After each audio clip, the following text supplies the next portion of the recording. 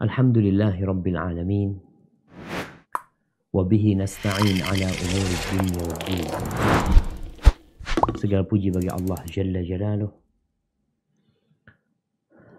Rabb alam semesta ini. Dialah yang menciptakan kita, menciptakan alam semesta, menguasainya, mengaturnya, dan memberikan rezeki kepada kita. Dialah yang menghidupkan dan dialah yang mematikan, dan kelak kepadanya kita akan kembali. Allahumma salli wa sallim ala Muhammadin wa ala ali Muhammad kama sallaita ala Ibrahim wa ala ali Ibrahim fil alamin innaka Hamidum Majid wa barik ala Muhammadin wa ala ali Muhammad kama barakta ala Ibrahim wa ala ali Ibrahim fil alamin innaka Hamidum Majid. Amma ba'd. Jamaah rahimakumullah, hari ini tanggal 4 Ramadan, hari Jumat.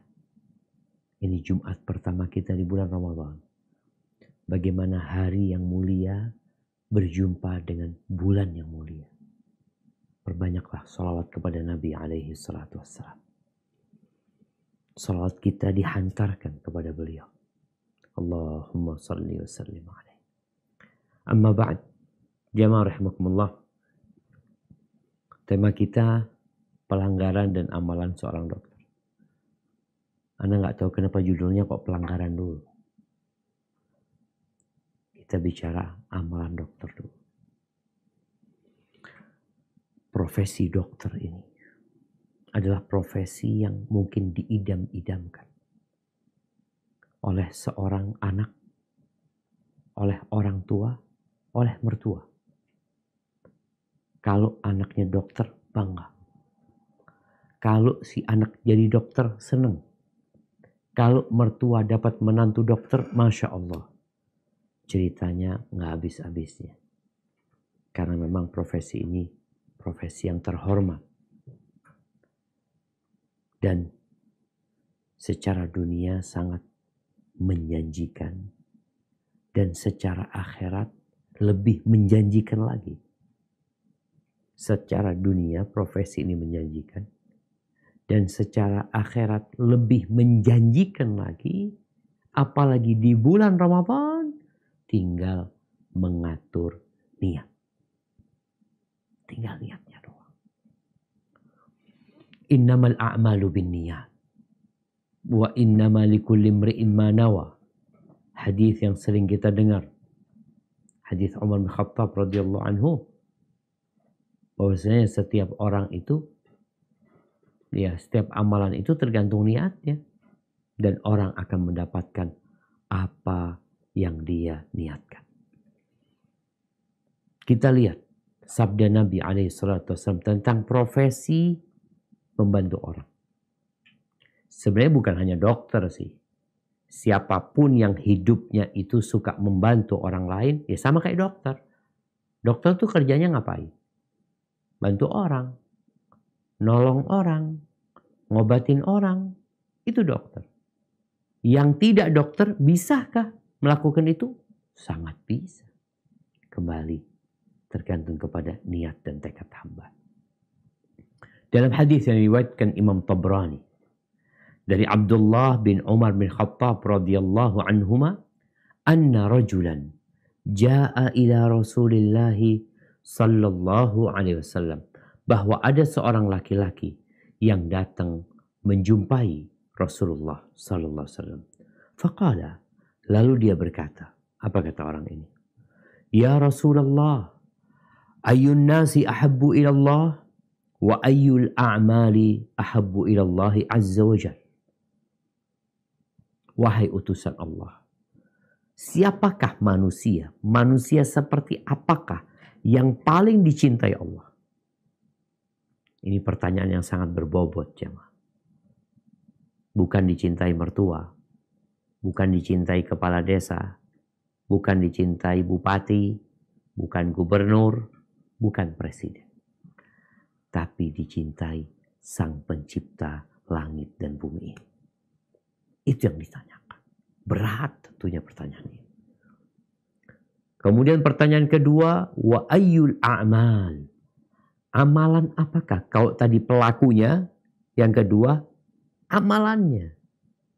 Amalan apakah? Ahabbu ilallahi azza wa jal. Yang paling dicintai oleh Allah azza wa jal. Faqala Rasulullah. Faqala Rasulullah sallallahu alaihi wasallam. Ahabbun nas ilallah anfa'uhum linnas. Orang yang paling dicintai Allah adalah orang yang paling bermanfaat buat orang lain. Tentunya syaratnya dia beriman dulu lah. Kalau dia nggak beriman, semua amalannya sia-sia. Maka Nabi menjelaskan, yang tanya seorang muslim. Maka dikasih tahu. Yang paling dicintai Allah adalah yang paling bermanfaat buat orang lain. Sampai sini coba kita berpikir. Selama hidup kita, berapa banyak kita memberikan manfaat buat orang lain? Ada manusia yang hidupnya hanya mengambil manfaat dari orang lain. Atau memanfaatkan orang lain. Bukan dia memberikan manfaat, tapi dia mengambil manfaat dari orang. Dan terkadang dia memanfaatkan orang. Orang yang dicintai Allah, maka sebesar manfaat yang dia berikan kepada orang lain, sebesar itu cinta Allah kepada dia. Semakin manfaat, semakin dicintai Allah Jalla Jalaluhu. Maka seorang muslim yang udah ngaji, yang udah belajar, cobalah perbaiki hablum minan nasnya. Setelah engkau memperbaiki hablum minallah. Wa ahabbul a'mali ilallah. Adapun amalan yang paling dicintai Allah, sururun tudkhiluhu ila muslim. Kegembiraan yang engkau transfer ke hati seorang muslim. Tuh, bikin orang gembira dengan cara yang halal ya. Dengan cara yang halal. Karena ada orang berpikir, aku bikin fulan gembira dengan berdusta, dengan berbohong. Engkau telah berbuat dosa. Maka amalan yang paling dicintai adalah kegembiraan yang kau transfer kepada seorang muslim. Au takshif anhu kurbah. Atau dia sedang susah. Engkau menyingkap kesusahan dia. Ini dokter nih Masya Allah. Datang pasien, ngobrol sama dokter. Yang awalnya ketakutan, pulang gembira. Masya Allah. Yang awalnya susah, keluar dari ruang dokter, Masya Allah gembira sekali dia. Ada yang keluar dari tempat dokter, malah cemberut. Ada. Kenapa? Tagihannya terlalu banyak. Yang membuat dia susah. Tapi kalau dia keluar dari ruangan dokter, keluar dari rumah sakit dalam kondisi gembira, Masya Allah. Kesusahannya disingkap, maka itu amalan yang paling cintai Allah. Au taqdi anhu dainan. Atau engkau membayarkan utang orang itu. Melunasi utang orang lain itu, ya Allah. Ternyata itu amalan yang paling dicintai Allah. Au tatrud anhu ju'an. Atau engkau mengusir rasa lapar dari saudaramu. Rasa lapar. Berbagi makanan. Di waktu-waktu orang kelaparan. Tentunya amalan yang sangat mulia. Tapi kalau orang gak kelaparan Ustaz, ya tetap mulia. Cuma lebih mulia ketika masa paceklik ya. Contohnya ketika ada bencana. Banjir. Kalau gak banjir, orang itu dikasih makanan biasa-biasa aja. Tapi tatkala mereka kebanjiran. Lalu mereka bertahan di tempat pengungsian. Yang di situ makanan sangat terbatas. Dan kita kemudian memberikan makanan kepada mereka. Pahalanya lebih lagi jemaah. Kita mengusir rasa lapar dari dia. Wala an amsya ma'a akhin li fi hajatin. Aku berjalan dengan saudaraku. Mengurusin urusan dia. Membantu dia ngurusin urusannya. Ahabbu ilayya min an a'takifa fi hadzal masjid. Yakni Masjidil Madinah syahran. Lebih aku cintai daripada iktikaf di Masjid Nabawi 1 bulan. Bukan 10 hari akhir Ramadan, bukan. 1 bulan. Subhanallah. Ini keutamaan amalan dokter. Ya amalan pokoknya membantu orang lain. Tatkala kita membiasakan diri kita membantu orang lain. Iya, baik itu dengan lisan, baik itu dengan finansial, atau dengan fisik kita membantu dia untuk menyelesaikan urusannya, maka itu amalan yang paling dicintai Allah. Bahkan disebutkan lebih dicintai Nabi alaihi salatu wassalam daripada iktikaf 1 bulan di Masjid Nabawi. Namun syaratnya harus beriman. Sekali lagi, tanpa iman sia-sia. Semuanya sia-sia. Loh Ustaz, gimana Ustaz? Dia orang baik, suka membantu orang lain. Namun kunci surga itu la ilaha illallah. Oleh karena itu, pernah datang seorang sahabat atau Aisyah sendiri bertanya kepada Nabi SAW tentang Ibn Jad'an. Orang yang mulia, orang yang suka membantu orang lain. Kalau jemaah haji itu, dia potongkan kambing, dia potongkan unta buat jemaah haji. Nggak ada orang yang kelaparan kecuali dia membantu orang tersebut. Ibn Jad'an ini ditanya, kira-kira bermanfaat nggak amal soleh dia? Nggak ada. Kenapa? Karena dia nggak pernah beriman. Dia tidak pernah mengatakan Rabbi ghfirli, ampuni aku ya Allah pada hari dibangkitkannya manusia. Nggak pernah. Sehingga dia beramal hanya untuk dunia. Oleh karena itu, kalau orang beramal baik, membantu orang lain, menolong orang lain tanpa ada keimanan, tanpa ada keikhlasan, sia-sia.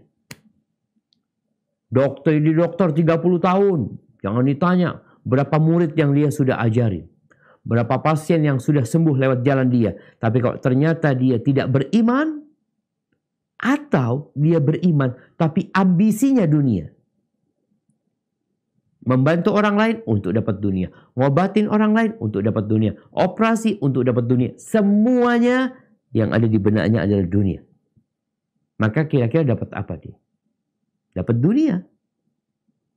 Allah berfirman di surat Hud ayat 15-16. Di surat Hud ayat 15-16. Silakan dibaca.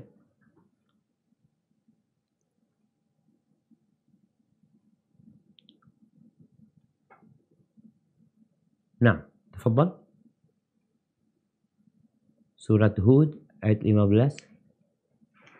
A'udzu billahi minasy syaithanir rajim. Bismillahirrahmanirrahim. Man kana yuridul hayatad dunya wa zinataha nuwaffi ilaihim a'malahum fiha wa hum fiha la yubkhasun. أولئك الذين ليس لهم في الآخرة إلا النار وحبط ما صنعوا فيها وباطل ما كانوا يعملون.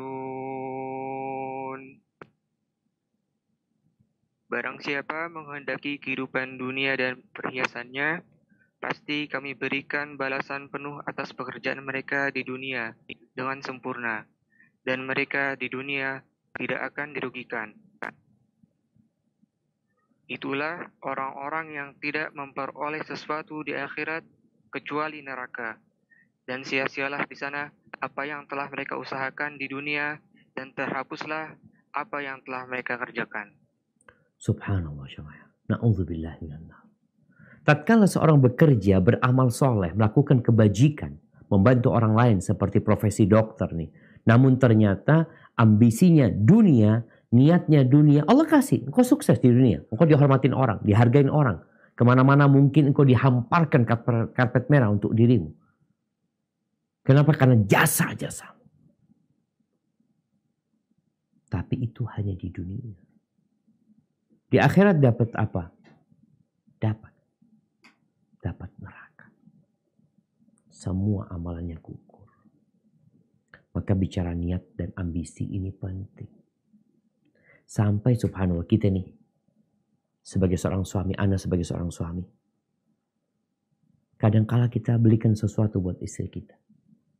Atau kita kasih nafkah buat dia. Apa kata Nabi SAW? Wa innaka lan tunfiqa nafaqatan tabtaghi biha wajha Allah illa ujirta biha.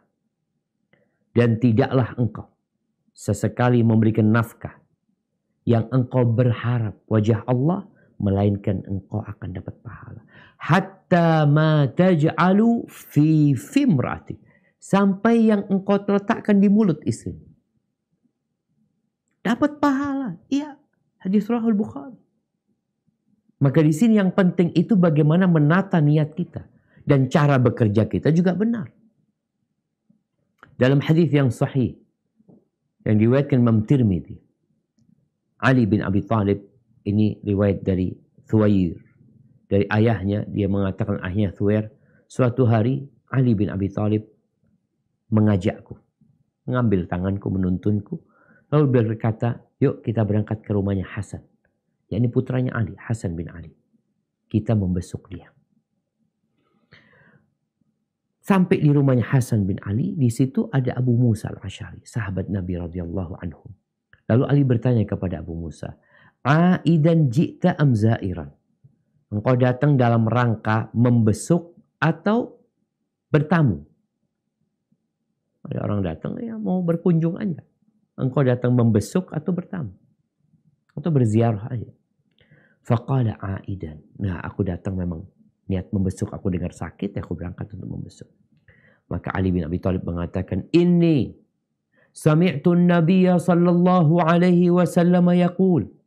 Aku mendengar Nabi sallallahu alaihi wasallam bersabda, "Ma min muslimin ya'udu musliman ghadwatan illa shalla alaihi 70,000 malak hatta yumsi."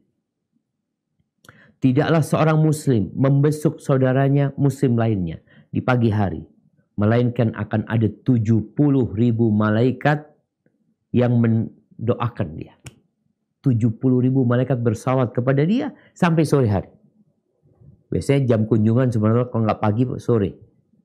Kalau engkau membesuk pagi, maka sampai sore malaikat akan mendoakan dia. Subhanallah. Wala ya'uduhu masa'an illa shalla alaihi 70,000 malak. Tidaklah dia membesuknya di sore hari, melainkan ada 70,000 malaikat, bukan 70, afwan. Bukan 700, bukan 70,000 malaikat. Ngapain ini malaikat? Yusalli alaihi, mendoakan orang itu sampai pagi. Kalau membesuk sore didoakan sampai pagi, kalau membesuk pagi didoakan sampai sore. Wa kana lahu kharifun fil jannah. Allah sediakan kebun buat dia di surga Allah Azza wa Jalla. Rawahu Tirmidzi. Bayangin dokter ini tiap hari membesuk orang sakit. Tiap hari. Ya nggak mungkin ada yang nggak piket ya. Tapi kalau biasanya dokter itu pagi berangkat, sore nanti berangkat. Dia dapat duit tuh. Setiap membesuk itu dapat berapa kira-kira? Ya tergantung apanya? Tergantung rumah sakitnya. Tergantung dokternya juga. Ada yang sekali membesuk 200.000. Ada yang sekali membesuk 500.000. Ada yang 700.000. Masya Allah. Kalau dia niatkan tatkala membesuk itu, membesuk saudaranya. Seperti hadis tadi. Dia selain dapat pahala, fulus dapat, nggak usah diniatin. Niat dari rumah membesuk untuk dapat fulus. Niat dari rumah aku membesuk pasien-pasien itu supaya dapat doanya malaikat. Supaya dapat taman di surga Allah Azza wa Jalla. Apa ini tidak lebih utama diniatkan daripada cuma fulus? Yang memang kita sudah ada kontrak dan kita akan mendapatkannya. Maka tentunya ini yang perlu diniatkan. Oleh karena itu kalau bicara dokter, dokter perlu belajar niat. Fiqhun niat. Amalan dia sudah baik. Namanya membantu orang lain baik. Tinggal bagaimana dia niatkan. Soalnya kalau ambisinya dokter ini sudah dunia, rusak profesi itu. Loh kenapa Ustaz? Rusak. Dia nggak akan peduli sama halal haram. Yang ada dalam benak dia fulus, bonus, uang, jabatan. Dan dia akan menghalalkan segala cara untuk mencapai ambisi dia. Kenapa ada dokter-dokter yang profesional, dokter-dokter yang disumpah dokter-dokter yang belajar kode etik, yang dihormatin orang, buka praktek aborsi. Kenapa? Ambisi dia dunia. Kenapa ada dokter-dokter yang gak amanah, yang mungkin pasiennya dijual ke farmasi? Bagaimana nih dokter berusaha mendapatkan keuntungan yang besar dari pasiennya, sehingga dia resepkan sesuatu yang tidak perlu kadang-kala. Kenapa? Ambisi dunia. Kenapa ada dokter yang menyuruh pasien yang hamil untuk lahir sesar, padahal dia bisa normal? Ada oknum dokter seperti itu karena ada yang ambisi dunia. Sehingga kalau sudah ambisi dunia, subhanallah, Nabi SAW mengatakan, "Madhi'bani ja'i'ani ursila fi zaribati ghanamin." Tidaklah 2 ekor serigala yang sedang kelaparan, yang dikirim ke kandangnya domba, lebih merusak daripada ambisi seseorang kepada jabatan dan kepada harta. Tuh 2 serigala akan ngerusak itu kandang. Dia kelaparan.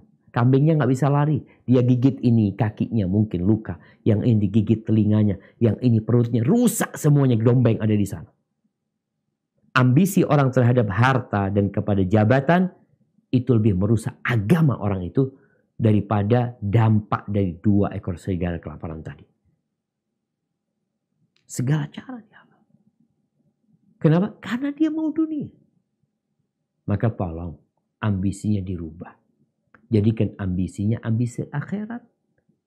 Kalau ambisinya akhirat, Masya Allah, dokter tuh akan dapat pahala tadi. Dia akan baik sama pasiennya. Dia akan niatkan ziarah untuk membesuk orang sakit. Dan dia akan berdakwah. Ini amalan dokter. Apalagi di bulan Ramadan. Hati-hati dokter nih. Kalau ada orang-orang yang wajib puasa, katakan engkau bisa puasa. Minum obatnya, bisa minum obat. Waktu sahur dan waktu berbuka. Kalau memang dia mampu. Karena pasien ini apa kata dokter? Mau dikasih 10 obat dia minum. Mau dikasih 1 obat ya dia minum. Mau dokter mengatakan engkau tidak usah minum obat, dia lakukan.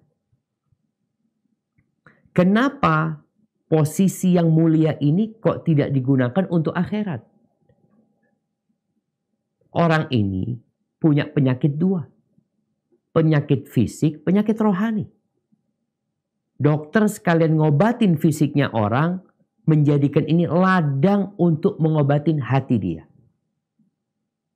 Ketika pasien yang gak sholat, dia katakan, ayolah sholat. Kalau engkau gak sholat gak akan disembuhkan, aku mungkin gak datang lagi ke sini. Jadi termotivasi dia untuk sholat. Ini bab dakwah. Jadi jangan sampai gak sholat dibiarkan. Ajarin juga. Ini amalan dokter. Kalau engkau sholat gak bisa wudu, minta diwuduin. Karena memang mungkin gak bisa kena air, ya udah tayamum atau ditayamumi. Sholatnya menghadap kiblat. Kalau bisa berdiri, berdiri.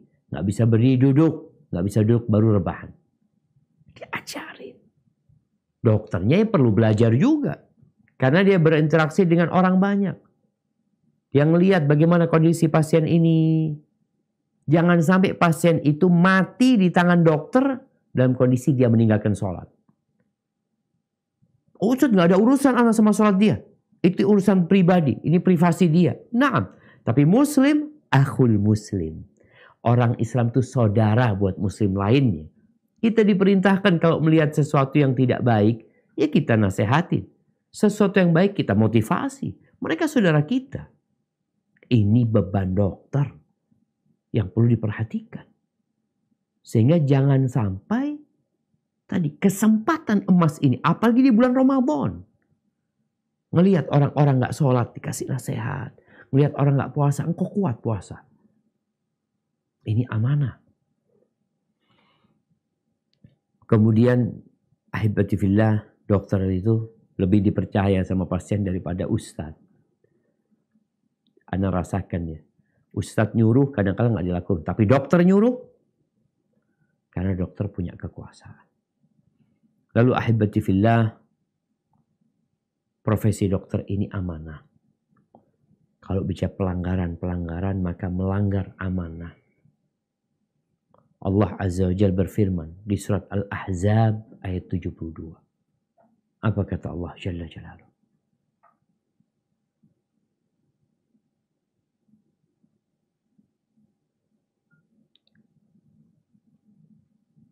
أعوذ بالله من الشيطان الرجيم بسم الله الرحمن الرحيم إنا عرضنا الأمانة على السماوات والأرض والجبال فأبين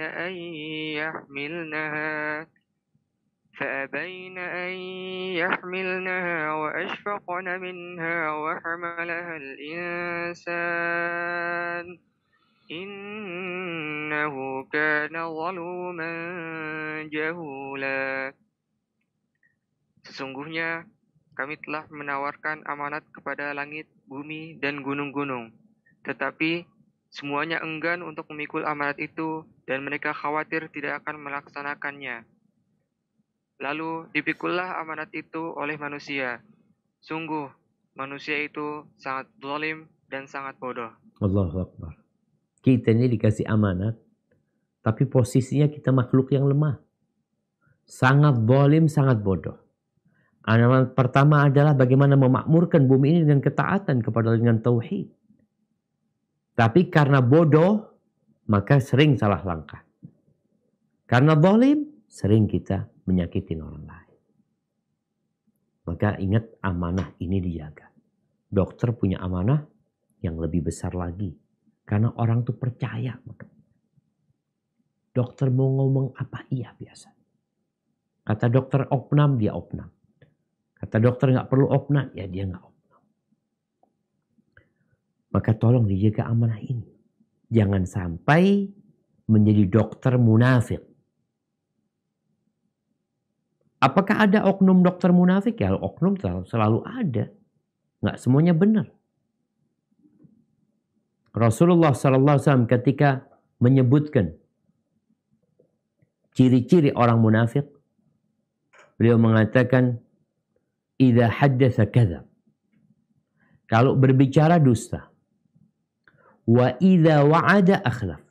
Kalau berjanji ingkar janji. Wa idza tumina khana. Kalau dikasih amanat berkhianat. Maka kalau bicara pelanggaran dokter ya tadi. Pelanggaran terhadap kode etik. Pelanggaran terhadap sumpah dia sebagai seorang dokter. Dan pelanggaran terhadap aturan-aturan agama. Dan ini yang lebih utama. Karena sejatinya tidak ada aturan di muka bumi ini yang lebih indah. Yang lebih mulia. Yang lebih terhormat daripada aturan agama kita. Contoh nih, pelanggaran-pelanggaran yang mungkin saja terjadi. Berduaan dengan pasien atau perawat yang bukan mahram. Berduaan. Di ruang itu nggak ada orang lain. Mereka berdua. Oh enggak Ustaz, mereka profesional, aman. Loh, kalau bicara jabatan, ini dokter, ini perawat lah. Profesional mereka bekerja. Tapi setan juga profesional. Bagaimana dua orang yang berduaan ini berzina? Oh mana mungkin Ustaz? Kita percaya sama hadis Nabi SAW. Apa kata Nabi SAW? Ma khala rajulun bimra'atin illa wasyaitanu thalithuhuma. Tidaklah seorang laki-laki berduaan dengan yang bukan mahramnya, melainkan yang ketiganya adalah syaitan.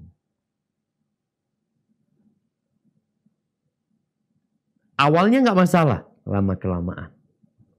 Ya, skandal-skandal perzinaan. Antara perawat sama dokter, ada. Kita lihat itu. Bahkan di Jember, Anda nggak perlu kasih contoh yang jauh-jauh. Di sebuah, ya sempat naik ke media. Di sebuah puskesmas. Antara kepala puskesmas dengan bidan yang ada di sana. Terjadi. Mereka sama-sama manusia yang punya syahwat dan nafsu. Dan fitnah terbesar buat kaum laki-laki. Ma taraktu fitnatan asyadda ala rijal minan nisa. Nggak ada yang lebih berbahaya daripada wanita. Buat laki-laki. Dia punya nafsu. Maka tolong hal ini jangan dilanggar. Di mana Ustaz? Tapi kan di ruang pasien tuh usahakan terbuka lah. Kelihatan dari luar. Sehingga mereka tidak disebut berduaan. Karena orang pada kelihatan dia semua.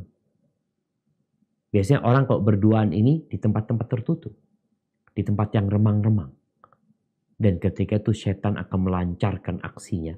Bagaimana dua orang ini berzina. Na'udzubillah. Kemudian berkaitan dengan menyentuh.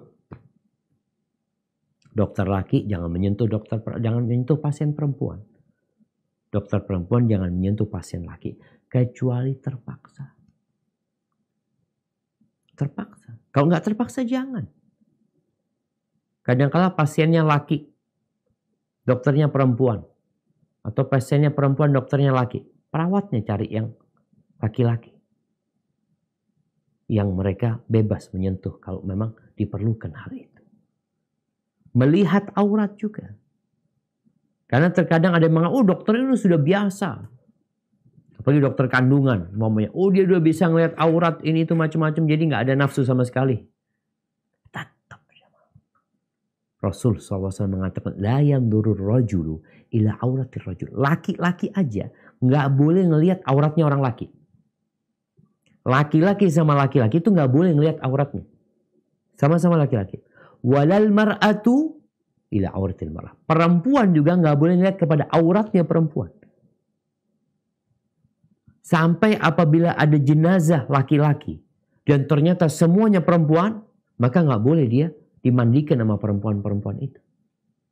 Sebaliknya kalau ada jenazah perempuan. Ternyata semuanya laki-laki yang ada. Gimana? Gak dimandikan dia. Ya udah ditayamumi. Kemudian dikafan. Yang boleh memandikan lawan jenis itu hanya suami istri. Ini penting. Jadi dokter pun, perawat pun hati-hati. Setan itu tidak tidur siang. Dia akan selalu berusaha menggoda. Bagaimana terjadi pelanggaran agama. Kalau secara kode etik gak apa-apa kan. Kalau secara sumpah yang diambil nggak apa-apa. Tapi secara agama, dan kita tahu kalau kita mati, kita nggak bawa identitas KTP kita. Dicabut KTP kita. Orang kalau mati itu, dicabut KTP-nya, dicabut kakaknya, dihilangkan dia dari muka bumi ini. Kakaknya yang ada fulan, hilang. Indonesia hilang. Kau mau warga negara manapun hilang. Kalau sudah mati, semuanya sama. Engkau akan ditanya tentang agamamu. Tidak ditanya tentang engkau warga negara mana. Karena kalau sudah jadi tanah, semua bumi ini tanah. Minha khalaqnakum wa fiha nu'idukum wa minha nukhrijukum taratan ukhra. Ya kita dari tanah, balik ke tanah, dibangkitkan dari tanah. Kemudian pelanggaran yang terjadi juga berkaitan dengan rahasia. Rahasia pasien. Maka tolong jangan sampai disebarkan. Secara kode etik nggak boleh. Secara agama, nah. Nabi SAW mengatakan, idza haddatsak, kalau ada orang yang ngomong kepadamu, tsumma iltafat, lalu dia noleh, fa'lam annahu amanah. Ketahui itu amanah. Jadi walaupun nggak ngomong rahasia, tapi dia sudah telah waktu ngomong, berarti yang dibicarakan rahasia. Jangan sampai menjadi orang yang suka menyebarkan rahasia orang lain. Kemudian jangan sampai menjadikan pasien sebagai kelinci percobaan. Jangan. Ya sekarang vaksin. Makanya kemarin tuh bicara vaksin. Ada memang percobaan. Tapi itu secara sukarela dan disampaikan benar loh. Ini mau dicoba. Bisa jadi manfaat, bisa jadi bahaya. Dokter perlu menyampaikan hal itu kepada pasiennya. Dengan harapan, ya terserah itu pasien. Apakah dia mau atau tidak. Ini bicara pelanggaran yang ada. Kemudian jamaah, pelanggaran yang ada, ya bicara memberikan resep. Obat itu banyak. Berbagai macam merek. Maka dokter perlu memberikan kepada pasien ini obat yang terbaik dan termurah. Kalau ternyata yang terbaik dan termurah itu nggak ada. Yang terbaik itu yang termahal. Tapi ada yang murah biasa-biasa aja. Sampaikan ke pasien. Mau obat yang mana? Ini bagus tapi mahal. Yang ini biasa-biasa aja. Tapi insya Allah juga cukup umpamanya. Ini termasuk memberikan nasihat kepada seorang muslim. Jarir bin Abdullah. Ini bicara hak sesama muslim ya. Pasiennya muslim, umpamanya dokternya muslim. Idza stansahaka fansahu. Kalau ada orang Islam minta nasihat kepadamu, maka kasih nasihat. Jangan engkau sembunyikan. Ini cerita Jarir bin Abdullah al-Bajali. Ketika dia minta kepada pembantunya untuk membelikan seekor kuda. Belikan kuda yang bagus. Berangkatlah ke pasar. Dapat kuda. Bagus sekali. Milik anak muda harganya 300. Dia tawar mungkin sudah harganya 300 dirham. Dibawalah ini anak muda bersama kudanya. Kepada bosnya untuk dibayarin. Sesampai di bosnya dilihat kudanya. Berapa kudanya? 300 kata dia.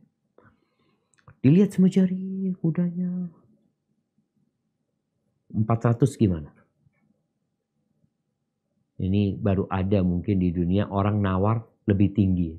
Dari tawaran. Dia mintanya cuma 300. Ditawar 400. Kata orangnya, ya mau lah. Gimana gak mau? Dilihat lagi sama Jarir bin Abdullah al-Bajali. Dia katakan, gimana kok 500? Ya mau lah. Lebih mahal lagi. Sampai dibayarin sama Jarir 800 dirham. 800 dirham. Kalau bicara tadi, dibayarin 300, selesai. Namanya akad jual beli, dia mintanya 300, dia ridho, fadhal. Tapi ada bab nasihat. Yang kadangkala pedagang lupa dengan bab ini. Yang ada dalam benaknya keuntungan. Ya fadhal, selama engkau tidak nipu, tafadhal. Tapi kalau engkau kasih nasihat lebih utama. Ketika ditanya oleh pembantunya, gimana engkau ini? Dikasih harga murah, engkau tawar mahal. Jarir bin Abdullah al-Bajali mengatakan, bayatu Rasulullah sallallahu alaihi wasallam ala nushi li kulli muslim. Aku membaiat Rasulullah SAW untuk memberikan nasihat kepada setiap muslim. Setiap muslim. Kasih nasihat. Mau kenal gak kenal? Gak kenal jadi sama orang itu. Tapi sama-sama muslim kita harus berempati.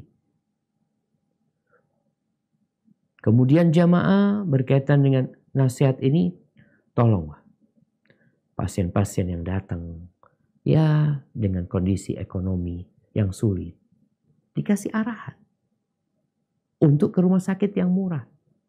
Pagi sekarang mungkin ada BPJS, dikasih arahan, kasih nasihat dia sebagai bentuk kecintaan kepada seorang muslim, berbagi kegembiraan kepada dia. Kalau bisa digratiskan, gak usah bayar. Masya Allah. Semakin indah lagi. Dan yang terakhir, sebelum kita masuk ke sesi tanya jawab. Ahibati fillah. Terkadang kita lupa bahwa dunia ini akan kita tinggalkan. Sehingga hidup kita sengsara dan melarat. Kadangkala pasien itu dijual ke farmasi. Bagaimana dia tertawa di atas kesedihan orang lain. Kelak pada suatu hari akan ada hari kebangkitan. Akan ada hisab. Akan ada kisos di padang mahsyar nanti. Jangan sampai engkau menjadi dokter yang bangkrut. Dokter yang subhanallah. Nabi SAW pernah bertanya kepada para sahabatnya. Ma ta'uddunal muflis fikum. Orang yang bangkrut di antara kalian itu siapa? Kata para sahabat, al-muflisu fina man la dirham lahu wa la mata'. Orang yang bangkrut di antara kita itu orang yang ya gak punya uang cash dan gak punya aset. Habis. Bangkrut tuh. Tapi Nabi SAW mengatakan, walakinnal muflisa min ummati man ya'ti yawmal qiyamah bi salatin wa zakatin. Tapi orang yang bangkrut dari umatku adalah yang datang pada hari kiamat membawa pahala solat, yang membawa pahala sodako. Masya Allah, ini orang baik. Mungkin dia berangkat haji, bawa pahala haji. Mungkin dia berangkat umroh, dia bawa pahala umroh. Kemudian dia disidang. Ternyata dia pernah memaki fulan. Pernah mencaci maki fulan. Pernah memukul fulan. Pernah ngambil hartanya fulan dengan cara yang tidak benar. Fulan gak ridho sebenarnya. Seperti tadi, dibohongin. Seharusnya obat cuma 2 macam jadi 10 macam atau 7 macam umpamanya. Seharusnya dia itu gak sesar tapi dia harus sesar. Seharusnya dia gak operasi tapi dipaksa operasi. Karena demi mencari uang. Maka orang-orang yang menuntut dia mungkin dia membunuh fulan. Segala kesalahan terhadap orang lain. Kemudian Allah Azza wa Jalla mengambil pahala orang ini. Diberikan kepada penggugat-penggugat tadi. Sampai ketika pahalanya habis. Masih ada yang nuntut. Oh, dia pernah nipu ana dulu umpamanya. Dulu istri ana seharusnya gak sesar, akhirnya sesar. Ana harus keluar duit banyak. Mungkinkah terjadi penuntutan seperti itu? Mungkin. Allah akan tegakkan keadilan pada hari kiamat. Wa nada'ul mawazin al-qista yawmal qiyamah fala tudlamu nafsun syai'an. Enggak akan ada yang dizalimi pada hari kiamat. Sampai kalau engkau punya kebaikan sebesar dzarrah, Allah akan datang. Wa in kana mithqala dzarratin mithqala habbatin min khardalin ataina biha. Walaupun sebesar biji sawi, Allah akan datangkan. Nih, milikmu. Ini hakmu. Lalu ketika orang ini digugat dalam kondisi pahalanya sudah habis. Maka penggugat ini, Allah akan mengambil dosa dia, dikurangin dosa orang ini, ditimpakan kepada orang ini. Kemudian dilemparkan ke dalam api neraka.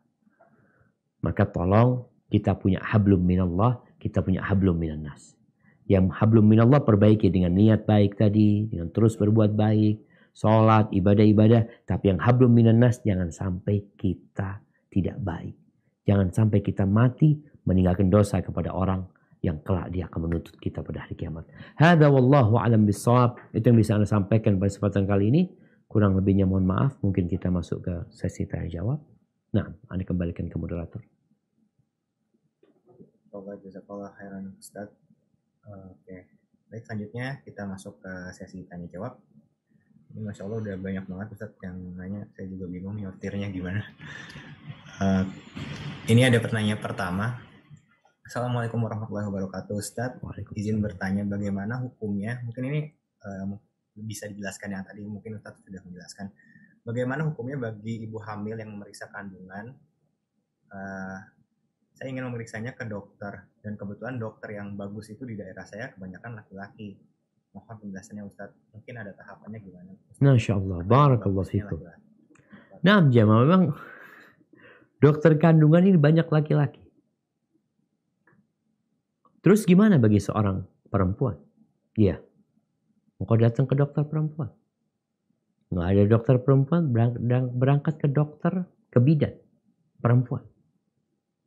Ketika memang urgen, harus ke dokter laki-laki. Urgen, memang diperlukan. Ada sesuatu yang cuma dokter ini yang menguasai. Maka boleh berangkat, tapi dengan catatan. Apakah dokter perlu memeriksa atau tidak? Dan Masya Allah ada dokter-dokter yang paham agama. Ketika dia meriksa perutnya si pasien itu nggak lagi dia lihat perutnya. Tapi dia lihat kepada USG tadi. Itu yang dipentingkan. Bukan perutnya yang penting.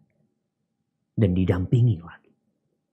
Kemudian buat dokter laki-laki yang urusan kandungan, tolong.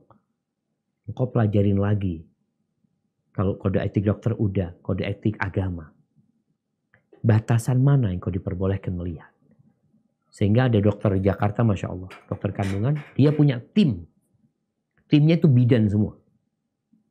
Yang bidan ini yang bergerak. Dokter ini yang memberikan arahan. Ketika kondisi urgen baru turun tangan. Kalau enggak, alhamdulillah. Enggak perlu dokter itu melihat. Ketika alhamdulillah yang lahir di dokter mungkin perlu diadakan sensus ya. Lebih banyak mana sih yang lahir di dokter apa yang lahir di bidan? Kira-kira lebih banyak mana jemaah? Kayaknya lebih banyak yang lahir di bidan dan alhamdulillah sehat, selamat. Jadi buat Pak Ibu hamil, tolong engkau juga harus tahu batasanmu sebagai seorang muslimah. Kalau memang urgen, sekali lagi ada sesuatu yang memang harus diperiksa sama dokter laki-laki, silahkan engkau didampingi dan dokter itu pun ada batasannya.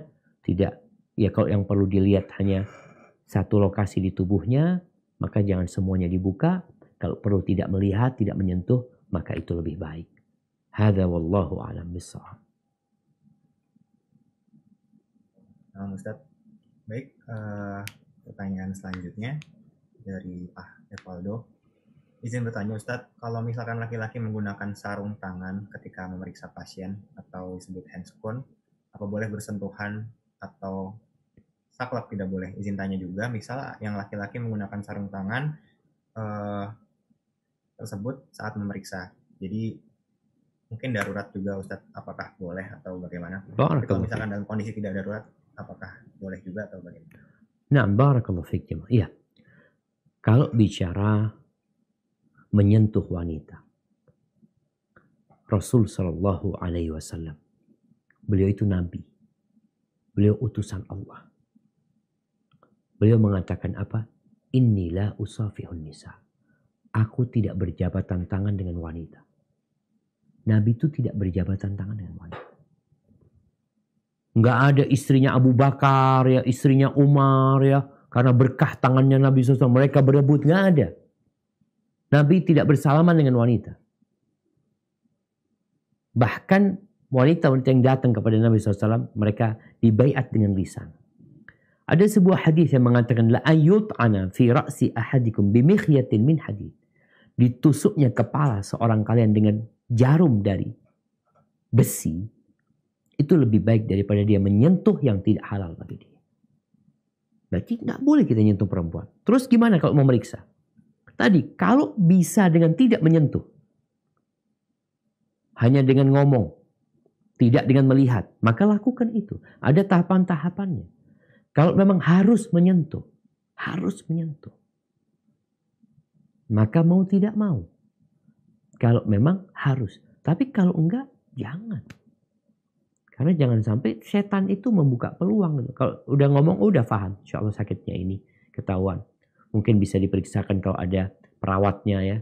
Anda ingat dulu waktu di Madinah itu ada dokter laki tapi ada perawatnya yang perempuan. Dia yang diperintahkan untuk gini-gini lalu dilihatkan kepada dokter. Kalau itu bisa seperti itu, maka lebih utama. Tapi kalau memang harus menyentuh, beda lagi.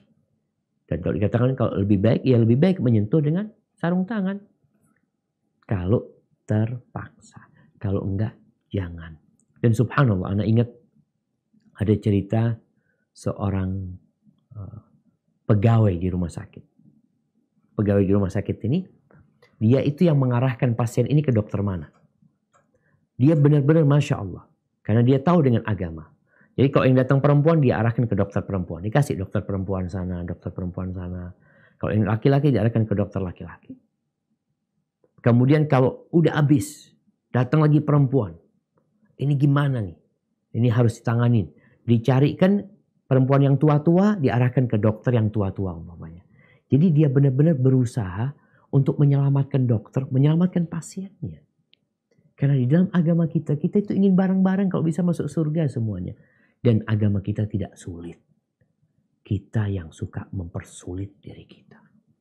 Hadza wallahu a'lam bishawab. Ustaz, jazakallah khairan jawabannya. Selanjutnya ada yang ingin bertanya langsung Ustaz. Ada Dr. Hendra. Mungkin untuk Dr. Hendra, tafadhol langsung saja.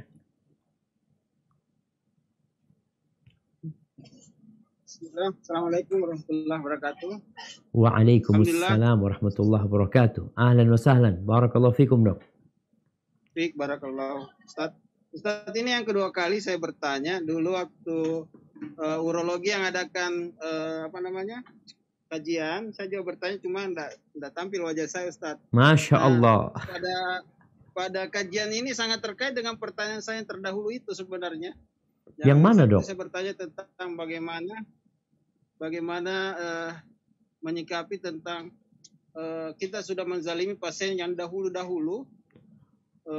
Bagaimana cara itunya cara tobatnya, gitu, Dok. Tapi alhamdulillah sudah dijawab kemarin itu dan sangat terkait dengan pembahasan kali ini ya. Begitulah Ustaz, apa yang terjadi, kami sebagai dokter sering hilaf ya, seperti meresepkan pasien berdasarkan kemauan farmasi karena ingin mendapatkan suatu hal yang di belakangnya, begitu Ustaz. Tapi kali ini yang menjadi pertanyaan saya Ustaz tentang tadi disinggung tentang alhamdulillah kalau kita bisa menggratiskan pasien. Cuma masalahnya kita ini kerja di rumah sakit, ya rumah sakit swasta dan pemerintah. Apakah kalau di rumah sakit swasta saya itu memang sudah awal masuk sudah diluaskan untuk menentukan tarif. Jadi kalau ada pasien umum, kalau BPJS kan ditanggung, tapi kadang-kadang pasien umum ada yang tidak mampu. Apakah saya harus melapor lagi ke manajemen atau bagaimana Ustaz untuk supaya bisa mengurangi harga atau menggratiskannya? Demikian pula kalau rumah sakit pemerintah Ustaz, bagaimana? Ya. Ya, tadi dokter katakan kalau yang dikasih keluasan itu keluasan apa, Dok? Katanya keluasan untuk menentukan tarif. Ya, awal masuk saya waktu masuk ke rumah sakit tersebut, ownernya, salah satu owner bilang ke saya, nanti terserah tarifnya, bagaimana aturnya gitu loh. Jadi itu jadi pegang saya dalam ketika pasien umum itu tidak mampu, saya biasanya kurangi tarifnya. Cuma dalam hati saya tetap was-was apakah ini mengurangi tarif itu, karena itu kan rumah sakit swasta bukan saya punya. Jadi siap. Apakah saya harus lapor kembali ke direkturnya supaya bisa dikurangi tarif atau gimana Ustaz? Nah. Begitu pula pada rumah sakit pemerintah, apa yang bisa saya lakukan Ustaz untuk membantu orang-orang yang tidak mampu? Ini pasien umum Ustaz, kalau BPJS kan nggak masalah. Nah, sahih. Cuma pasien umum ini yang Barakallahu Ustaz. Wa fiik wa barak. Subhanallah jamaah. Ya. Ini berkaitan dengan al-muslimun ala syurutihim. Orang Islam itu tergantung kontrak yang ada di antara mereka. Syarat-syarat yang dibuat di antara mereka.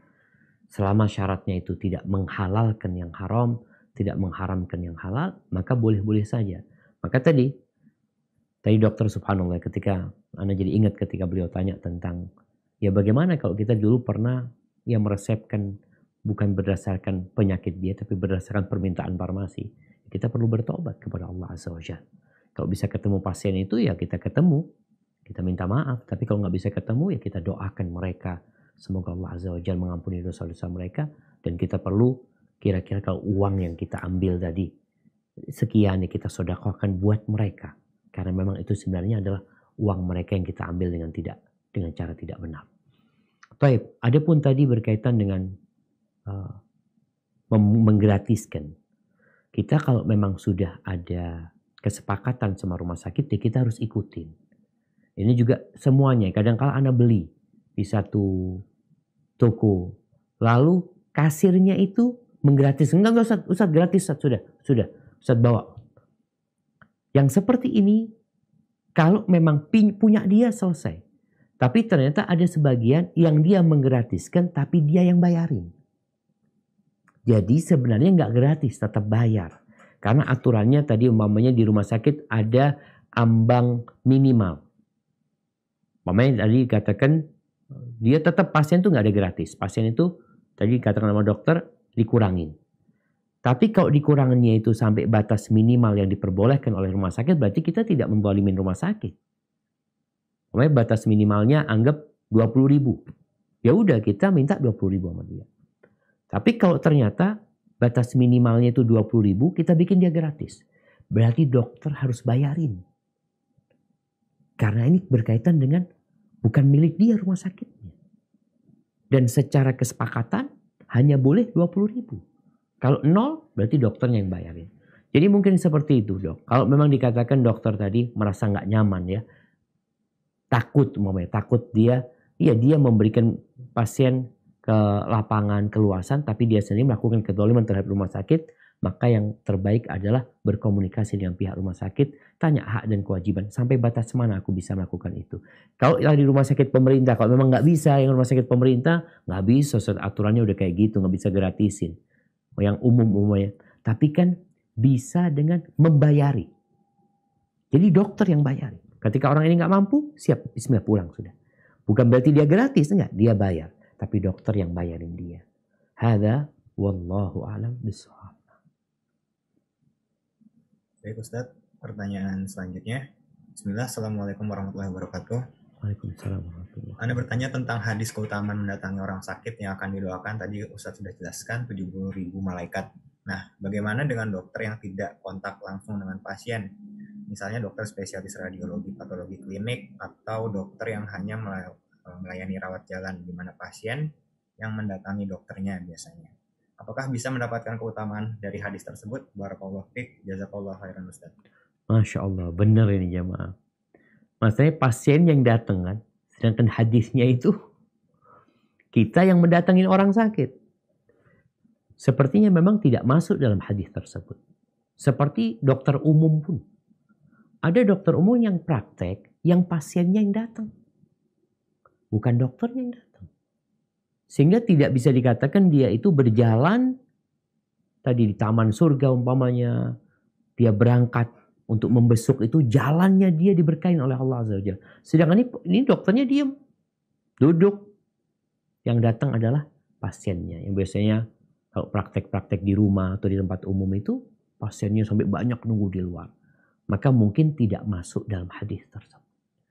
Tapi tetap dapat masuk kepada tadi hadis Abdullah bin Umar bin Khattab, menjadi orang yang terbaik, yang paling dicintai Allah dengan cara yang menggembirakan pasien ini, ya, memudahkan urusannya. Tapi tidak dapat hadis tentang membesuk orang yang sakit itu. Makanya mungkin dokter kalau mau dapat yang itu, dokter zaman dulu. Dokter zaman dulu itu Anda nggak tahu nih dok, Anda mau tanya nih. Masih ada nggak dokter yang datang ke rumahnya pasien? Ada. Dulu kan dokter itu datang ke rumah pasien tuh. Tengah malam kadang-kadang datang. Sekarang masih ada nggak? Masih ada Ustadz. Kalau misalkan di daerah mungkin. Oh di daerah. Kalau di kota udah nggak ada. Di kota saya belum pernah dengar sih. Subhanallah ya. Kalau dulu kan dokter itu berangkat kan, datang ke rumahnya pasien ya. Dijemput, ya, datang. Di situ dia akan mendapatkan fadilah membesuk orang yang sakit itu. Karena memang kondisinya dia yang mendatangi orang yang sakit. Bukan pasien yang mendatangi dokter. Hadza wallahu a'lam bishawab. Baik, selanjutnya ada pertanyaan dari Dr. Dewati. Assalamualaikum Ustadz, saya ada 2 pertanyaan sekaligus ini. Bolehkah niat ketika akan bekerja dimulai dengan membaca bismillah saja tanpa melafalkan niat secara rinci? Mungkin bismillahirrahmanirrahim. Kemudian pertanyaan keduanya, bolehkah sebagai tenaga medis tidak menggunakan SOP medis yang sudah baku tapi tidak sesuai dengan hadis sahih? Seperti misalkan terapi dengan menggunakan musik. Nah, saya menggantinya dengan murota karena saya tahu hukum musik itu seperti apa. Itu bagaimana ya Ustadz ya? Karena sudah ada di SOP-nya. Nah, Masya Allah. Nah, barakallahu fikum. Ya jemaah, kalau bicara niat, niat itu di dalam hati, bukan dalam lisan. Memang kita memulai amalan dengan baca bismillah. Itu bukan niat. Bismillah itu bukan niat. Bismillah itu adalah menyebutkan nama Allah Azza wa Jalla dalam awal kegiatan kita baca bismillah. Adapun niat tetap dalam hati. Niatkan dalam hati, nggak perlu dilafalkan karena Allah Azza wa Jalla tahu dengan apa yang terbetik di hati kita. Oleh karena itu, pada hari kiamat tatkala ada orang yang baik hati, yang suka menolong orang lain, yang suka berbagi dengan orang lain, ketika dihisap pada hari kiamat ditanya sama Allah Azza wa Jalla, apa yang kau lakukan dengan harta yang kuberikan kepadamu?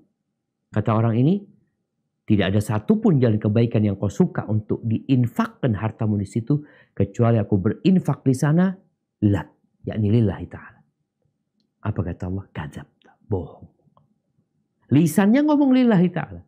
Tapi yang dihitung bukan yang di lisan, yang dihitung yang di hati.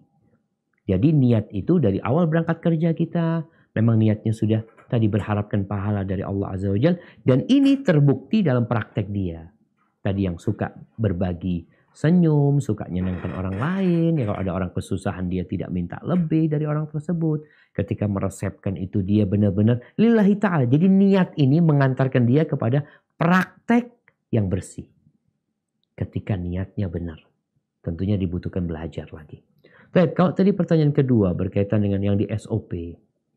Haibati fillah. Ingat bahwa kita ini punya SOP. Yang sudah kita tanda tangani sebelum kita lahir. Yaitu sama Allah Azza wa Jalla. Kita ini makhluknya Allah.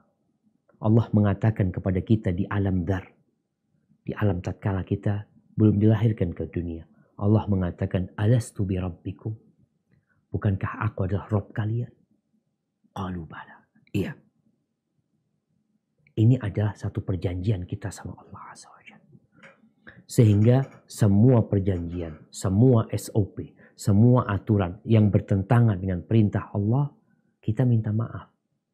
Sampai bapak kita sendiri, orang tua kita sendiri. Kalau nyuruh kita dengan perintah yang bertentangan dengan perintah Allah, kita katakan orang tua minta maaf bapak. Aku disuruh berbakti, aku disuruh taat, tapi tidak dalam kemaksiatan kepada Allah Azza wa Jalla. Sehingga dia lakukan adalah alhamdulillah ada pilihan. Tadi dengan murattal ya, atau dengan kajian. Maka mendengarkan sesuatu yang dapat pahala lagi dia, itu lebih utama daripada mendengarkan sesuatu yang mungkin ada manfaatnya. Karena sampai khamur pun ada manfaatnya. Sabu-sabu pun ada manfaatnya. Tapi bahayanya lebih besar daripada manfaatnya. Begitu pula dengan musik tadi. Ada manfaatnya mungkin. Tapi tetap bahayanya lebih besar sehingga dilarang dalam agama kita. Dan digantikan dengan tadi murattal ya. Orang itu sehingga bukan hanya dapat kesehatan fisik. Tapi dia juga dapat kesehatan hati dan keimanannya. Hada wallahu a'lam bishawab. Nah. Ustaz, kenaan sekarang ada yang ingin bertanya langsung. Rangga R. Syarif, mungkin bisa langsung saja. Tafadhol.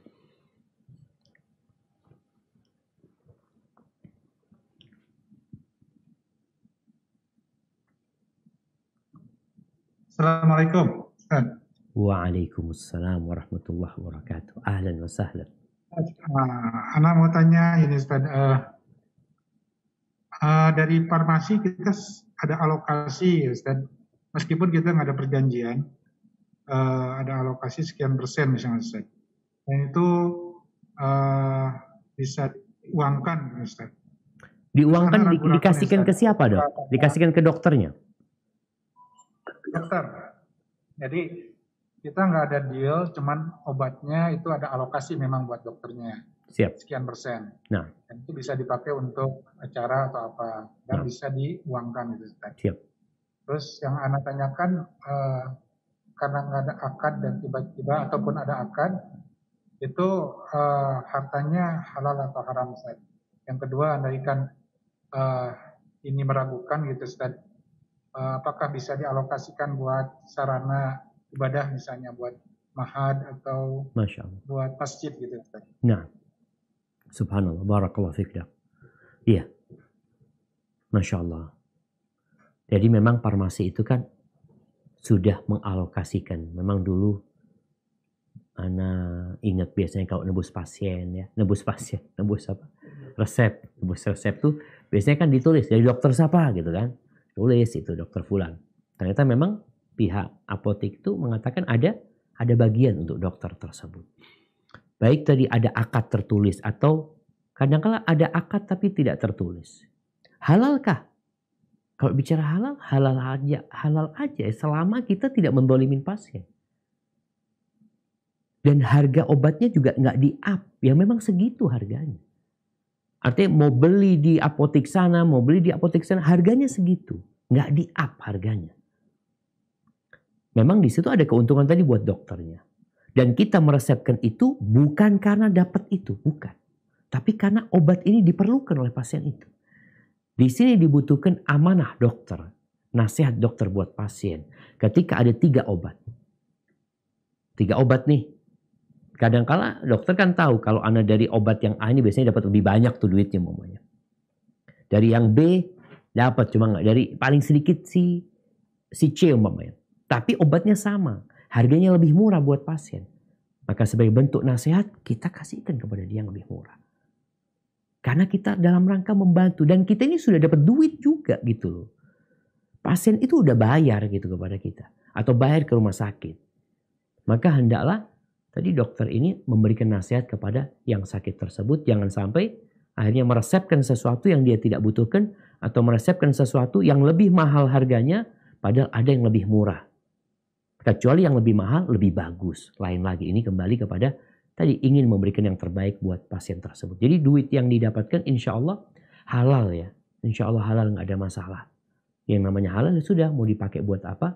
Nggak mengapa. Cuma kalau ternyata tadi ada unsur penipuan di sana, maka tentunya jadi haram uang yang diterima itu.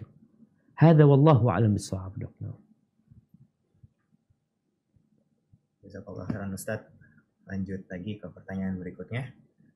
Izin bertanya Ustadz, jika ada dokter residensi ini dokter yang sedang sekolah spesialis bertahun-tahun Ustadz, maaf. Bagaimana caranya agar tetap bernilai pahala? Karena sebenarnya sesungguhnya itu pendidikan spesialisasi ini membutuhkan fokus yang amat sangat berat dan menyita waktu sangat banyak. Dan Ana sendiri ini sangat sedikit untuk menuntut ilmu agama yang mungkin akan nantinya berdampak juga pada diri Ana. Mungkin izin menyambung juga Ustadz biar sekalian. Bagaimana pandangan agama dalam wanita ketika saat sekolah spesialis ini sudah memiliki anak dan ada suami. Sedangkan spesialis ini menuntut dirinya sangat sibuk dan otomatis jadi tidak fokus untuk mengurusi anak dan juga suaminya. Jazakallah khairan. Masya Allah, barakallahu fikum. Nah, ahibati fillah. Kita tuh diajarin untuk menyeimbangkan antara tuntutan dunia dan akhirat kita. Jangan sampai kita itu lebih berat ke dunia. Walaupun kenyataannya kebanyakan kita lebih berat kepada dunia. Bahkan menganggap agama ini sebagai pengekang dari berbagai kebebasan yang diinginkan di dunia oleh manusia. Tapi kalau bicara tadi dokter yang ngambil spesialis.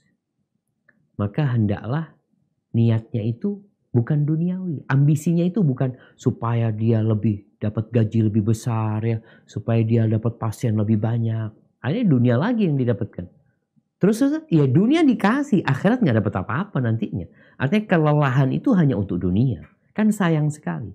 Tapi kalau yang dia pikirkan adalah ingin memberikan manfaat ya. Dia ingin kalau nanti jadi dokter spesialis dia akan memberikan tarif yang lebih murah.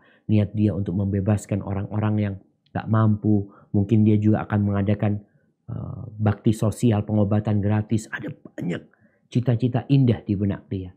Sehingga waktu yang dia habiskan selama menuntut ilmu itu bernilai pahala. Ada nilainya. Bukan hanya sesuatu yang besar sekali. Kemudian bicara tadi harus fokus. Dia tafadhol fokus. Tapi tetap menuntut ilmu agama jangan ditinggalkan. Paling tidak baca Al-Quranul Karim. Paling tidak datang ke kajian sepekan sekali atau sebulan sekali. Karena apa? Jangan sampai hati kita kosong. Hati ini kau nggak dapat siraman rohani, maka akan kering kerontak dan akan hidup merana. Hanya untuk mendapatkan spesialis yang mati sekali lagi ketika mati nggak ditanya engkau dari kedokteran mana, dari fakultas mana, tapi yang ditanya adalah tentang Allah, tentang Tuhannya, tentang nabinya, dan tentang agamanya. Adapun buat wanita, ya wanita ada kondisi berbeda lagi kan. Apa wanita ini punya, kalau sudah punya suami, dia punya kewajiban berkhidmat kepada suaminya. Bahkan kalau suaminya minta dilayani, itu harus dituruti. Wanita ketika hendak puasa sunnah, suaminya hadir, harus izin sama suaminya. Mau puasa sunnah nih, harus izin sama suaminya. Ini menunjukkan kedudukan yang tinggi seorang suami di hadapan istrinya. Maka dia harus izin sama suaminya. Suaminya ridho apa enggak? Ketika suaminya keberatan, ya engkau tinggalkan. Terus gimana Ustaz? Tapi ini karir Ustaz. Yang lebih utama adalah keridhaan suami daripada karirmu. Karena perempuan yang sholat 5 waktu, yang puasa Ramadan, yang taat sama suaminya, yang menjaga kehormatan dirinya, itu akan diperkenankan masuk surga dari pintu mana saja. Ini karir yang paling tinggi di muka bumi ini ketika seorang wanita dipersilahkan masuk surga dari 8 pintu surga yang terbuka. Mana saja dia mau masuk, mau lewat pintu puasa. Padahal dia bukan orang yang ahli puasa, tapi mau masuk lewat pintu puasa, tafadhol. Dia puasanya cuma Ramadan doang. Dipersilahkan. Ini berkaitan dengan kewajiban dia sebagai seorang istri. Juga dia punya anak. Dia sebagai seorang ibu yang dia dituntut untuk mendidik anaknya. Kalau dia bisa menggabungkan, nggak ada masalah. Tapi kalau nggak bisa, maka pilihlah yang lebih utama buat dirimu. Dan buat anakmu, buat keluargamu. Jangan hanya memikirkan diri sendiri, kemudian melantarkan kewajiban kepada yang lainnya. Hadza wallahu a'lam bissawab. Masya Allah Ustaz. Baik, selanjutnya kita lanjut pertanyaan selanjutnya. Assalamualaikum Ustaz, izin bertanya. Ustaz, apabila ada seorang dokter yang baru lulus, mungkin baru lulus disumpah gitu, Ustaz, baru disumpah, dan dia langsung membuka praktek klinik atau langsung kerja di klinik, sedangkan dia belum dapat surat izin praktek. Apakah gajinya itu halal? Sedangkan niatnya sudah ikhlas sebenarnya, cuman belum ada surat izin praktek saja. Masya Allah. Na'am, barakallahu fikum. Iya jemaah. Kalau bicara gaji dia tadi, dia ngobatin orang bayar sama dia dapat tuh duit. Mungkin gaji ini bisa disebut halal buat dia. Dari sisi orang itu membayar atas pelayanan dokter ini. Namun dilihat dari sisi lain, dia melanggar aturan yang ada. Dia melanggar aturan pemerintah. Sehingga dosanya dia mungkin bukan berkaitan dengan gajinya, tapi dosa dia dengan melanggar aturan yang ada. Dan ini juga akan membahayakan pasien kadangkala. Karena ada persyaratan, nggak tahu dok, katanya memang ada persyaratan buka praktek itu harus praktek di dokter dulu, atau di rumah sakit dahulu. Nah. Ya Ustaz, memang harus istilahnya harus magang dulu seperti itu Ustaz.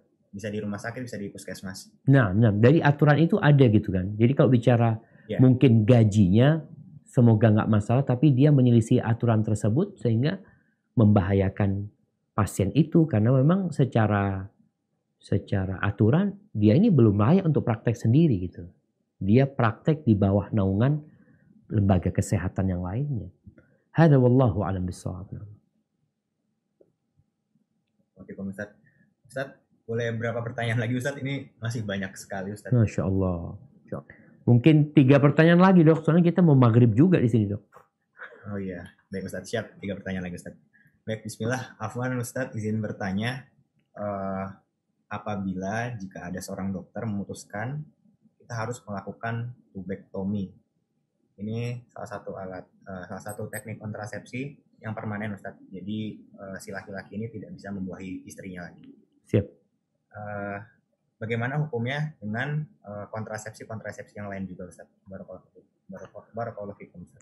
Fiik wa barak. Nah, jamaah rahimakumullah, kita tahu pernikahan di dalam Islam itu salah satu tujuannya adalah memiliki anak keturunan yang banyak. Oleh karena itu Nabi SAW ketika ada seorang sahabat hendak menikahi janda yang gak punya anak, yang mandul, Nabi melarang. Jangan.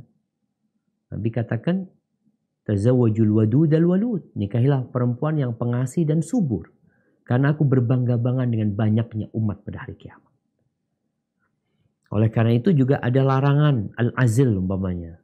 Mengeluarkan air mani di luar kalau gak ada perlunya. Dulu belum ada kondom ya. Jadi mereka ketika ingin gak punya anak, biasanya dikeluarkan air mani itu di luar. Itu pun kalau tidak ada alasan yang syar'i, makruh itu, nggak baik yang seperti itu. Kembali kepada tadi vasektomi atau apa aja alat untuk membuat dia nggak hamil ya. Apa tujuannya? Apa sebabnya? Ketika tujuan dan sebabnya itu baik secara agama, nggak ada masalah. Contohnya, mau mengatur kelahiran, bukan membatasi kelahiran, tapi mengatur kelahiran. Karena takut hamil ketika masih nyusuin, kepingin nyusuin sampai selesai. Tafadhal. Jadi memang dia sedang punya program, ingin nyusuin sampai selesai. Kemudian kadangkala umpamanya tujuannya memang ibunya ini kurang sehat, Ustaz. Jadi kalau sering-sering lahiran bahaya umpamanya, apalagi yang dengan sesar umpamanya. Maka silahkan. Jadi kalau tujuannya tadi bukan membatasi kelahiran, tapi mengatur kelahiran, maka nggak masalah. Boleh membatasi kelahiran kalau ada sebabnya yang memang membahayakan. Nggak bisa ini hamil lagi sudah. Kalau hamil lagi akan membahayakan ibunya. Maka dalam kondisi seperti itu, ya jangan. Kalau laki-lakinya jangan yang perempuan yang diselesaikan. Laki-laki ini mungkin dia nikah dengan perempuan lain.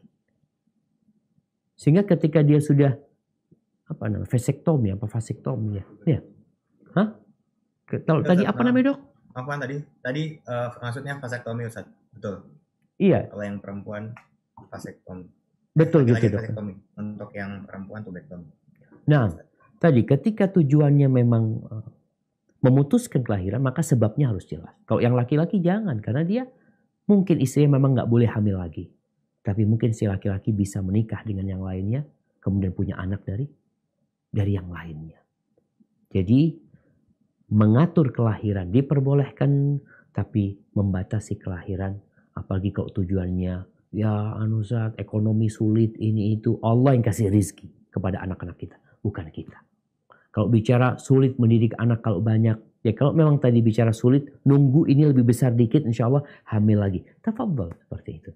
Karena nggak ada yang mudah kecuali yang Allah bikin mudah. Dan yang sulit itu, kalau Allah mau bikin mudah, akan mudah. Hadza wallahu a'lam bishawab. Ustaz, terima kasih. Ini ada pertanyaan lagi, sudah kirim 2 kali di chat.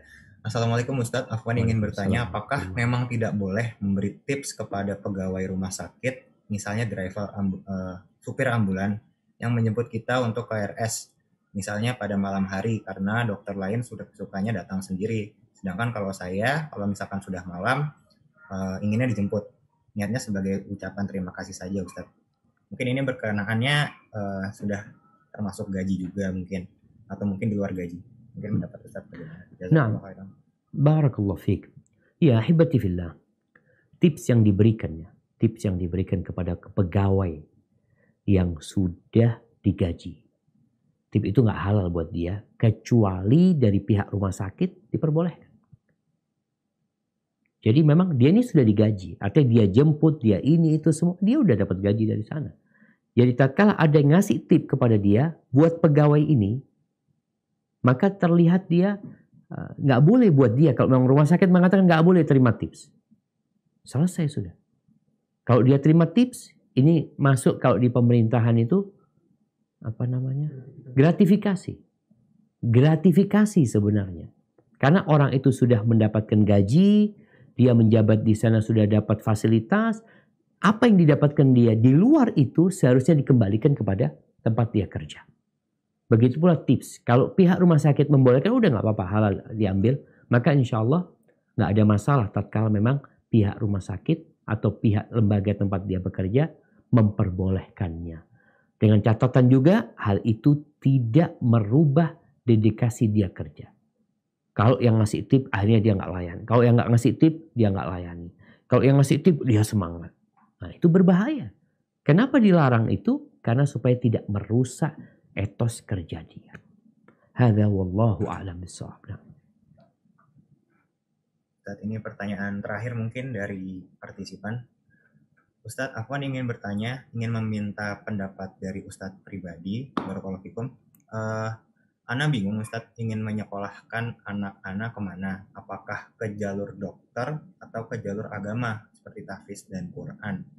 Karena Ana rasa kalau misalkan Ana menyekolahkan sebagai dai agama, mereka juga sudah tahu seluk-beluknya seorang dokter seperti apa. Namun kalau misalkan Ana menyekolahkan anak-anak ke kedokteran, belum tentu tahu seluk-beluknya dalam pandangan agama seperti apa? Jazakallah khairan Ustaz. Masya Allah, barakallahu fikum. Nah, jamaah. Yang pertama, para orang tua ketika hendak mengarahkan anaknya, perlu juga melihat kecondongan anaknya kemana. Kadangkala anak dipaksakan untuk satu ilmu, ternyata dia nggak cocok di sana. Di tengah jalan putus akhirnya. Kesian dia. Lihat kecenderungan dia di mana. Bicara agama, semua wajib belajar agama. Mau dokter, mau polisi, mau tentara, apapun ilmu yang dia pelajari, nanti dia tetap wajib belajar ilmu agama. Maka di sini kalau kecondongan dia kepada dokter, maka persiapkan agama dia. Artinya kan dia persiapkan dari anak pondok jadi dokter, alhamdulillah udah banyak sekarang gitu loh. Artinya pendidikan agama dia tetap harus ada. Karena ini kewajiban. Kewajiban. Kalau di negeri kita ada kewajiban belajar 9 tahun ya. Dalam agama kita ada kewajiban belajar agama. Wajib. Talabul ilmi faridatun ala kulli muslim. Maka tinggal sekarang bagaimana mengkondisikan anak itu kalau memang dia mau jadi dokter, tafadhal, tinggal dikondisikan. Dia belajar agama yang cukup. Apalagi kalau ada dia bisa hafal Al-Quran ketika dia masih di tingkat SMP, SMA, di beberapa perguruan tinggi itu katanya yang hafal Quran ada keistimewaan untuk masuk lebih mudah umpamanya. Insya Allah seperti itu mungkin yang perlu dipertimbangkan orang tua, dan tatkala bingung orang tua jangan lupa untuk istikharah, minta pilihan dari Allah Azza wa Jalla. Hadza wallahu a'lam bishawab. Itu yang bisa Anda sampaikan. Kurang lebihnya mohon maaf. Anda kembalikan ke pembawa acara. Jazakumullah khair. Jazakallah khairan Ustaz atas jawaban-jawabannya dan juga nasihat tausiahnya hari ini. Mudah-mudahan dapat bermanfaat untuk dokter khususnya dan juga untuk tenaga kesehatan seluruhnya. Dan yang pada hadir di sini mohon maaf semuanya tidak bisa menjawab keseluruhan karena keterbatasan waktu, karena ustadznya berada di Jember karena mau maghrib juga katanya. Mungkin itu saja, sekian dari kami Kamus F1 4017. Kita tutup semuanya dengan doa kafaratul majlis. Subhanakallah.